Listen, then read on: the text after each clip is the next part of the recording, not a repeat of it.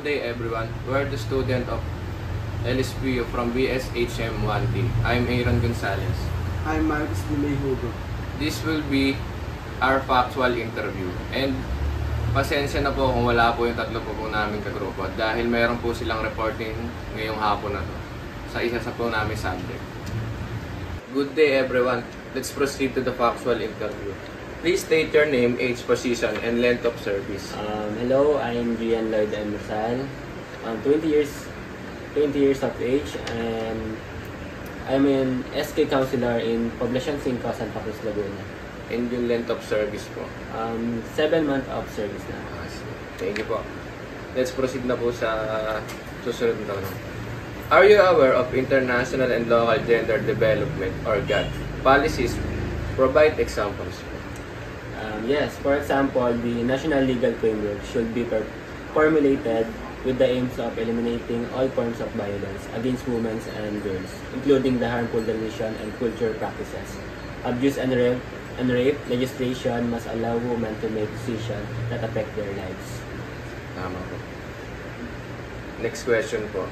During your term of service, have you proposed, enacted, and local ordinance resolution addressing issues on GAD? If yes, provide the ordinance resolution its basic content. As an SK counselor, we don't have any authority to propose or act ordinance independently. However, we could collaborate with the other counselors and community stakeholders to advocate for GAD's initiatives within the SK Council and the local governance unit. Yes, okay po. Next question po. During your time of service, have you spearheaded any program or activity addressing issue GAD? If yes, what did you do? Wala pa naman, but because of this interview, I'm looking forward to address this kind of programs, where we will conduct the Empower program to promote gender equalities, empower women, and address gender-based discrimination and inequalities within the community. Maganda po yun. Next question po. Are you familiar with any cases of discrimination of persons in your locality on the basis of SOGI? If yes, what did you do? There is a time na meron pumunta sa aming babae sa barangay na nagpa-blatter where reported manipulation of her husband.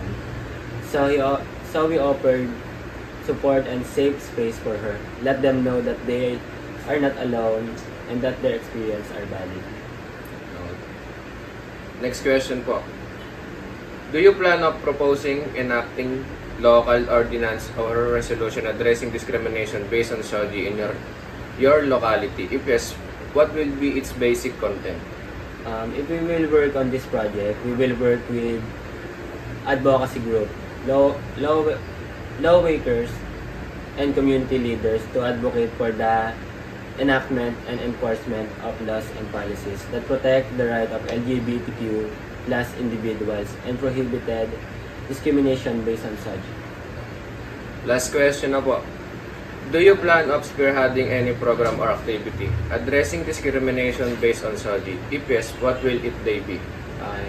Maybe conducting educational campaign if kasya pa sa budget namin, conducting workshop to raise awareness about SOGI issues and promote understanding and acceptance within the community.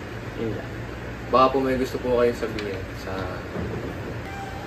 Thank you sa interview to. Nagkaroon ako ng ideas for our upcoming project tungkol dyan sa GAD at SOGI na yan. Yun lang. Thank you din everyone. At saka thank you din kay Sir Gian Lloyd Emersal. So sa mga di nakakalam, ano talaga to, best friend ko ngayon dito sa amin. Kaya smooth lang.